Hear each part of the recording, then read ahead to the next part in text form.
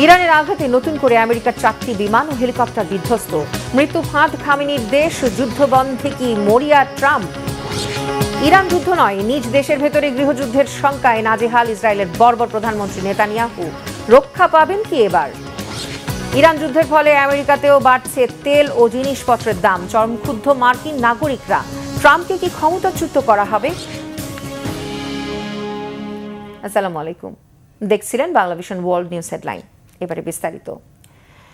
ইরানের আকাশে ঢুকলেই আর অক্ষত অবস্থায় বেরোতে পারছে না আমেরিকার বিমানগুলো। গেল 2 দিনের মতো রোববার নতুন করে আমেরিকার 2টি C-130 বিমান এবং 2টি ব্ল্যাক হক হেলিকপ্টার ধ্বংস করেছে ইরান। আমেরিকার জন্য কি মরণ ফাঁদে পরিণত হয়েছে ইরানের আকাশ? যুদ্ধবন্ধে মার্কিন প্রেসিডেন্ট ডোনাল্ড ট্রাম্পের হুমকিকে কোনো ধরনের পাত্তা না দিয়ে একের পর এক মার্কিন বিমান ধ্বংস করছে ইরান। শুধু তাই নয়, ইসরায়েল, কুয়েত, দুবাইতে আরও হামলা বাড়িয়েছে খামেনির দেশ। শেষ পর্যন্ত আমেরিকার প্রেসিডেন্ট কি পরাজয় স্বীকার করে নেবেন? সরে যাবেন কি ইরান যুদ্ধ থেকে? শহীদ আরাফাতের ডেস্ক রিপোর্ট। সত্যিই যেন মরণ ফাঁদে পরিণত হয়েছে ইরানের আকাশ আমেরিকার বিমানের জন্য।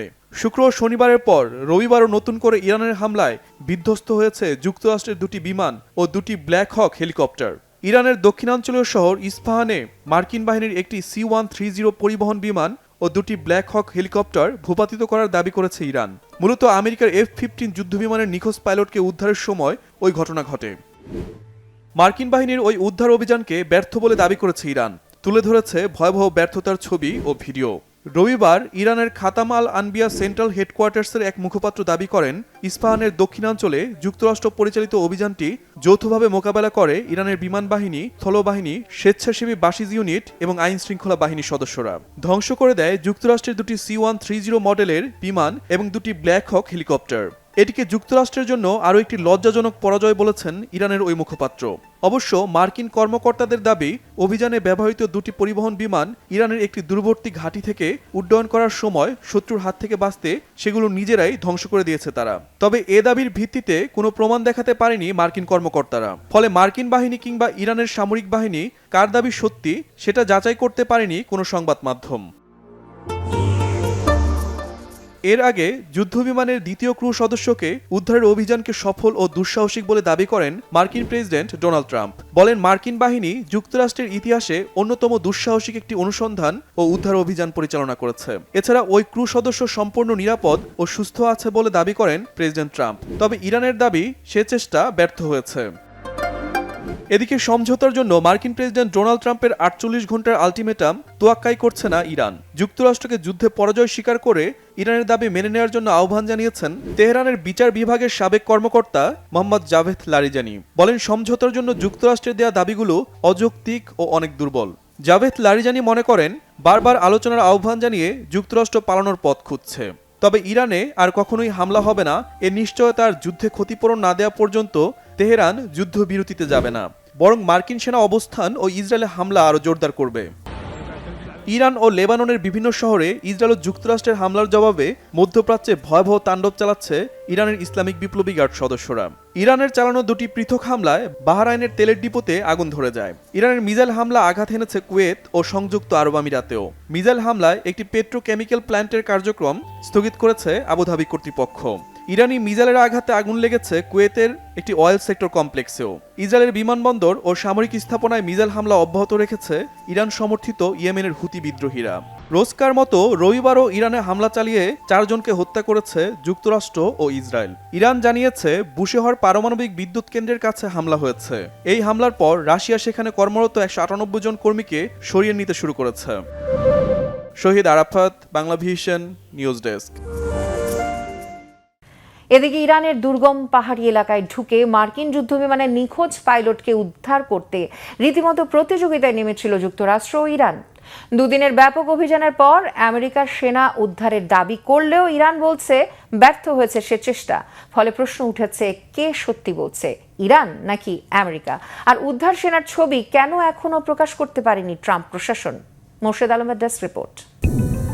ইরানের দক্ষিণাঞ্চলের দুর্গম পাহাড়ি এলাকায় ভূপাতিত মার্কিন যুদ্ধ বিমানের নিখোঁজ পাইলটকে ঘিরে শুরু হয়েছিল এক রুদ্ধশ্বাস ছায়াযুদ্ধ। শেষ পর্যন্ত তীব্র ঝুঁকি আর গোলাগুলির মধ্যেই তাকে উদ্ধার করে যুক্তরাষ্ট্র। কিন্তু কিভাবে তাকে উদ্ধার করে যুক্তরাষ্ট্র, জানা গেল এর পেছনের আসল রহস্য। গেল শুক্রবার ইরানের শক্তিশালী আকাশ প্রতিরক্ষা ব্যবস্থার মুখে ভূপাতিত হয় অত্যাধুনিক মার্কিন যুদ্ধবিমান। এতে থাকা পাইলটদের মধ্যে একজনকে দ্রুত উদ্ধার করা গেলেও অপরজন নিখোঁজ হয়ে যান পাহাড়ি অঞ্চলে। সঙ্গে সঙ্গে তাকে উদ্ধারে ব্যাপক তল্লাশি অভিযান শুরু করে মার্কিন বাহিনী। এদিকে ইরানও বসে থাকেনি। নিখোঁজ মার্কিন সেনাকে জীবিত ধরিয়ে দিতে প্রায় 50,000 পাউন্ড পুরস্কার ঘোষণা করা হয়। ফলে সেনাবাহিনীর পাশাপাশি স্থানীয় বাসিন্দারাও খোঁজে নেমে পড়েন। সামাজিক যোগাযোগ মাধ্যমে ছড়িয়ে পড়ে শত শত মানুষের পাহাড়ের দিকে ছুটে যাওয়ার দৃশ্য। সময় যত গড়িয়েছে, ঝুঁকি ততটাই বেড়েছে। বিভিন্ন সংবাদ মাধ্যমের ভিত্তিতে জানা যায়, শেষ পর্যন্ত মার্কিন বাহিনী বড় পরিসরে উদ্ধার অভিযান শুরু করে।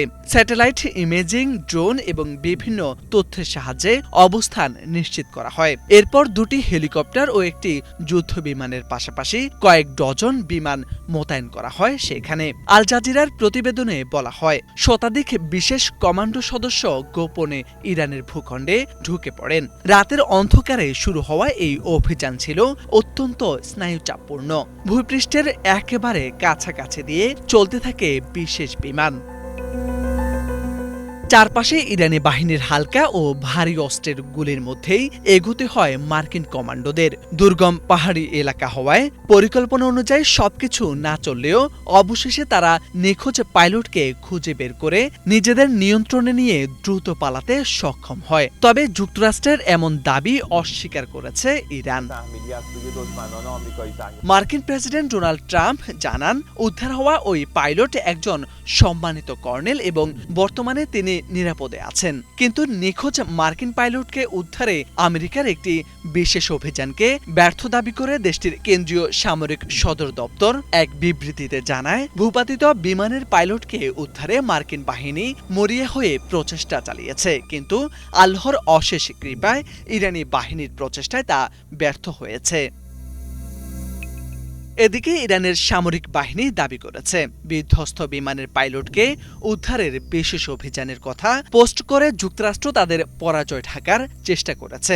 বিশ্লেষকরা বলছেন, আমেরিকা কেন ওই পাইলটের ছবি প্রকাশ করেনি? তাহলে কোনটা সত্যি? ট্রাম্প কি তবে মিথ্যা দাবি করেছেন? সত্যি বলছে কে, ইরান নাকি ট্রাম্প?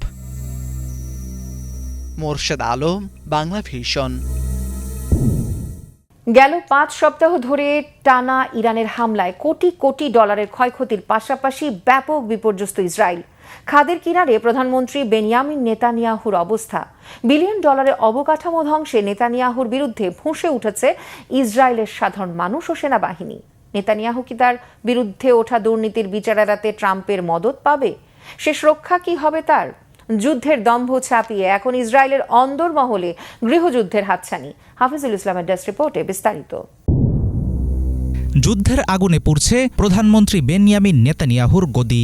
সংঘাতের 5 সপ্তাহ পার হতে না হতেই ইসরায়েলের রাজপথ থেকে শুরু করে রণক্ষেত্র সবখানেই ঐক্যের বদলে ফুটে উঠছে চরম বিভক্তি। শুরুতে প্রায় 70% ইসরায়েলি ভাবতেন এই অভিযানে ইরানের চূড়ান্ত পতন ঘটবে, কিন্তু বর্তমানে সেই সংখ্যা নেমে এসেছে 40%। তেহরানের পারমাণবিক কেন্দ্রগুলো ধ্বংস করা কিংবা আঞ্চলিক সশস্ত্র গোষ্ঠীগুলোকে নিরস্ত্র করার মতো স্বপ্ন ইসরায়েলিদের কাছে এখন আকাশকুসুম কল্পনা।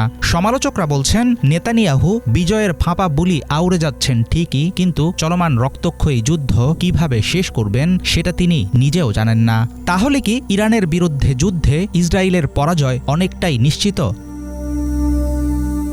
যুদ্ধের ময়দানে যখন রক্তের স্রোত বইছে, তখন নেতানিয়াহু সরকার ব্যস্ত নিজেদের ক্ষমতা টিকিয়ে রাখার কাজে। ইসরায়েলের নতুন বাজেটে শিক্ষা ও স্বাস্থ্যের মতো মৌলিক খাত থেকে টাকা কমিয়ে বিশাল অঙ্কের অর্থ ঢালা হচ্ছে তার মিত্র কট্টরপন্থী ধর্মীয় গোষ্ঠীগুলোর পকেটে। সাবেক ইসরায়েলি প্রধানমন্ত্রী নাফতালি বেনেট বিষয়টিকে ইসরায়েলের ইতিহাসে সবচেয়ে হটকারী ও দেশবিরোধী বাজেট বলে বর্ণনা করেছেন। দেশের সাধারণ মানুষ যখন করের চাপে পিষ্ট, তখন জায়নবাদী মিত্রদের প্রতি নেতানিয়াহুর বিশেষ সহযোগিতা উস্কে দিচ্ছে ক্ষোভের আগুন। রাজনৈতিক অঙ্গন ছাড়াও ইসরায়েলের অভ্যন্তরে সবচেয়ে বড় অস্থিরতা তৈরি হয়েছে সেনাবাহিনীতে যোগ দেওয়া নিয়ে। তীব্র সেনা সংকটে যখন ধুঁকছে দেশটির সামরিক বাহিনী, তখন কট্টরপন্থী ধর্মীয় ছাত্রদের সেনাবাহিনীতে যোগ দেওয়ার বাধ্যতামূলক নিয়ম থেকে ছাড় দেওয়ার জন্য আইন পাশ করছেন নেতানিয়াহু। এর ফলে ক্ষুব্ধ হয়ে উঠছে বছরের পর বছর সীমান্তে লড়াই করা সাধারণ যোদ্ধারা। বিষয়টিকে তারা দেখছেন চরম বৈষম্য ও বিশ্বাসঘাতকতা হিসেবে। অন্যদিকে ইসরায়েলি সামরিক বাহিনীর প্রধানও সতর্ক করে জানিয়েছেন, এরকম বৈষম্য চলতে থাকলে যে কোনো মুহূর্তে ভেঙে পড়তে পারে সেনাবাহিনীর অভ্যন্তরীণ অবকাঠামো। মধ্যপ্রাচ্যকে বদলে দেওয়ার নামে ইরানে হামলা শুরু করলেও এখন যুদ্ধ নিয়ে বেসামাল প্রধানমন্ত্রী বেনিয়ামিন নেতানিয়াহুর সরকার। এর মাঝেই তার ব্যক্তিগত আইনি লড়াইও এখন খবরের শিরোনাম। নেতানিয়াহুর দুর্নীতি ও ঘুষ মামলা বন্ধ করতে মরিয়া হয়ে উঠেছে তার মিত্ররা। মার্কিন প্রেসিডেন্ট ডোনাল্ড ট্রাম্পও এই খেলায় যোগ দিয়ে ইসরায়েলি প্রেসিডেন্টকে ধমক দিচ্ছেন যেন নেতানিয়াহুকে এখনই ক্ষমা করে দেওয়া হয়। কিন্তু বাস্তবে ফলাফল যুদ্ধবাজ নেতার পক্ষে যাচ্ছে না। চলমান যুদ্ধের বিশাল ব্যয় মেটাতে গিয়ে ইসরায়েলের বাজেট ঘাটতি ছাড়িয়ে গেছে জিডিপি ৬.৬%। ইরানের মিসাইল হামলা এবং বিভিন্ন সশস্ত্র গোষ্ঠীর লাগাতার রকেট বর্ষণে ক্ষতিগ্রস্ত হয়েছে ইসরায়েলের উত্তরাঞ্চলের কয়েক বিলিয়ন ডলারের অবকাঠামো, যার ফলে ৬০,০০০-এর বেশি ইসরায়েলি নাগরিক এখনও ঘরবাড়িতে ফিরতে পারছে না। বাইরে ইরানের সাথে রক্তক্ষয়ী যুদ্ধ, দেশের অভ্যন্তরে অর্থনৈতিক ভাঙন, সব মিলিয়ে নেতানিয়াহু দাঁড়িয়ে আছেন অনিশ্চিত এক খাদের কিনারায়। বিশ্লেষকদের ধারণা, এর জেরে ইসরায়েলের ভেতরে অচিরেই হয়তো ফুঁসে উঠতে পারে গৃহযুদ্ধের আগুন। হাফিজুল ইসলাম, বাংলা ভিশন। এদিকে প্রায় একই চিত্র আমেরিকাতেও। ইরানের বিরুদ্ধে যুক্তরাষ্ট্র ইসরায়েলের চলমান যুদ্ধ নিয়ে ক্ষোভ বাড়ছে সাধারণ মার্কিন নাগরিকদের মধ্যেও। জ্বালানি তেলের দাম বাড়ার সাথে সাথে দেশটির মধ্যবিত্ত নিম্ন আয়ের মানুষের জীবনযাত্রার ব্যয়ও বেড়েছে। এই যুদ্ধ দীর্ঘ হলে নিত্য প্রয়োজনীয় জিনিসপত্রের পাশাপাশি দাম বাড়বে খাবারেরও। ফলে ইরানের ভেতরে স্থল অভিযান চালানোর বিপক্ষে মত দিয়েছেন বেশিরভাগ মার্কিন নাগরিক। বাজার গবেষণা প্রতিষ্ঠান ইপসোসোর সাম্প্রতিক একটি জরিপেও ইরান যুদ্ধ নিয়ে সাধারণ মার্কিনদের ভেতর হতাশা ও নেতিবাচক দৃষ্টিভঙ্গির চিত্র ফুটে উঠেছে। বিস্তারিত মীর ফজলের আব্বেদাস রিপোর্টে। অন্যের দেশে যুদ্ধের আগুন জ্বালিয়ে সেই উত্তাপে নিজেই পুড়ছে মার্কিন যুক্তরাষ্ট্র। মধ্যপ্রাচ্যে যুদ্ধের যে বীজ ওয়াশিংটন বপন করেছে, তার তিক্ত ফল এখন ভোগ করতে হচ্ছে সাধারণ মার্কিনীদের। ইরান ও যুক্তরাষ্ট্রের মধ্যকার চলমান সংঘাত ইতোমধ্যে মার্কিন অর্থনীতির ওপর এক বিশাল আর্থিক বোঝা হয়ে দাঁড়িয়েছে, যার প্রভাব সরাসরি পড়ছে দেশটির সাধারণ নাগরিকদের পকেটে। ৪ এপ্রিল সংবাদ মাধ্যম ওয়াশিংটন পোস্টের এক প্রতিবেদনে বলা হয়, ইরান থেকে মার্কিন যুক্তরাষ্ট্র ভৌগোলিক মানচিত্রে অনেক দূরে অবস্থান করলেও এই সংকট থেকে পুরোপুরি তারা মুক্ত থাকতে পারছে না। মার্কিন বাজারে মুদ্রাস্ফীতি নতুন করে মাথাচাড়া দিচ্ছে, যা সাধারণ মানুষের জীবনযাত্রার ব্যয় বাড়িয়ে দিচ্ছে। বাজার গবেষণা প্রতিষ্ঠান ইপসসের সাম্প্রতিক একটি জরিপেও ইরান যুদ্ধ নিয়ে সাধারণ মার্কিনীদের ভেতর হতাশা ও নেতিবাচক দৃষ্টিভঙ্গির চিত্র উঠে এসেছে। জরিপে অংশ নেওয়া বেশিরভাগ মানুষ বলছেন তারা মার্কিন সেনাদের নিয়ে উদ্বিগ্ন। যুদ্ধের কারণে জ্বালানি তেলের দাম বেড়ে যাওয়ায় ব্যক্তিগত অর্থনৈতিক অবস্থা নিয়েও তাদের দৃষ্টিভঙ্গি নেতিবাচক। জরিপে অংশ নেওয়া ৪ জনের মধ্যে ৩ জন মানুষ মার্কিন সেনাদের ইরানে স্থল অভিযানে পাঠানোর বিপক্ষে। বাজার বিশেষজ্ঞদের মতে গত ২ এপ্রিল মার্কিন প্রেসিডেন্ট ডোনাল্ড ট্রাম্প ভাষণ দেওয়ার পর যুক্তরাষ্ট্রে অপরিশোধিত তেলের দাম বেড়ে যায়। দেশটিতে সাধারণ জ্বালানি তেলের দাম প্রতি গ্যালন $৪.09 ছাড়িয়ে গেছে। পণ্য পরিবহন ও কৃষিখাতে ব্যবহৃত ডিজেলের দাম প্রতি গ্যালন $৫.53, যা ২০২২ সালে ইউক্রেন যুদ্ধের সময়কার রেকর্ড $৫.৮২ কাছাকাছি পৌঁছে যাচ্ছে। জ্বালানির এই মূল্যবৃদ্ধি সরাসরি নিত্য প্রয়োজনীয় জিনিসের দাম বাড়িয়ে দিচ্ছে। এই মূল্যবৃদ্ধিকে অর্থনীতিবিদরা সাধারণ মানুষের উপর এক ধরনের অদৃশ্য কর হিসেবে অভিহিত করছেন। তেলের দাম বাড়ার এই প্রভাব পুরো অর্থনীতিতে ছড়িয়ে পড়ায় মধ্যবিত্ত ও নিম্ন আয়ের মানুষের উপর জীবনযাত্রার ব্যয়ের প্রচণ্ড চাপ সৃষ্টি হয়েছে। গ্যাসের দাম একদম আকাশ ছোঁয়া। আমার এটা একদমই সহ্য হচ্ছে না। তাদের এই বিষয়ে কিছু একটা করা উচিত। এটা সত্যিই সহ্য ক্ষমতার বাইরে চলে যাচ্ছে। এসব কিছুর দায় ট্রাম্পকেই নিতে হবে। দামের অবস্থা খুবই ভয়াবহ। কথা ছিল ট্রাম্প সবকিছুর দাম কমাবেন, কিন্তু উল্টো তিনি দাম বাড়িয়ে দিয়েছেন, যা সত্যিই খুব খারাপ হয়েছে। জানি না কবে নাগাদ দাম কমবে, তবে আশা করি খুব দ্রুতই কমে আসবে। এই বাড়তি দাম আমাদের বড় ক্ষতির মুখে ফেলছে। পেন্টাগনের তথ্য ও সাম্প্রতিক অর্থনৈতিক বিশ্লেষণ অনুযায়ী যুদ্ধের প্রথম এক মাসেই ওয়াশিংটনের মোট খরচ দাঁড়িয়েছে প্রায় $৪৫,০০০ কোটি। এই বিপুল ব্যয়ের বোঝা ভাগ করলে দেখা যায় গড়ে প্রতিদিন একজন মার্কিন নাগরিকের ওপর প্রায় $৩.৮ খরচ পড়ছে।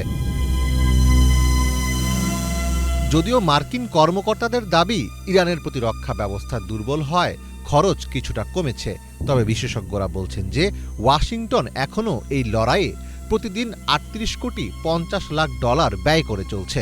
এছাড়া যুদ্ধের খরচ মেটাতে গিয়ে যুক্তরাষ্ট্রের সরকারি ঋণের বোঝা আরও ভারী হচ্ছে, যা ভবিষ্যতে সুদের হার এবং ঋণের খরচ বাড়িয়ে দেবে।